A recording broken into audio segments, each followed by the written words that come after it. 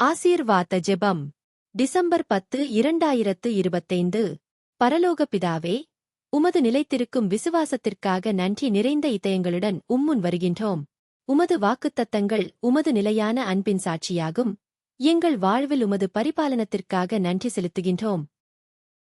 இன்றைய எங்கள் இருப்புக்கும் நாளைய எங்கள் வாழ்வுக்கும் நீங்களே மூலமாக இருக்கிறீர்.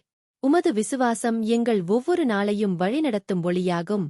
அன்புள்ள தேவனே, இன்றைய சவால்களை எதிர்கொள்ளும் போது உமது வார்த்தை எங்களுக்கு தேவையான வலிமையை அளிக்கட்டும்.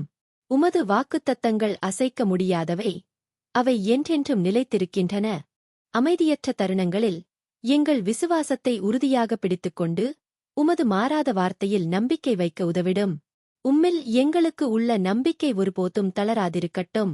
இயேசுவின் நாமத்தில் ஜெபிக்கின்றோம். ஆமென்.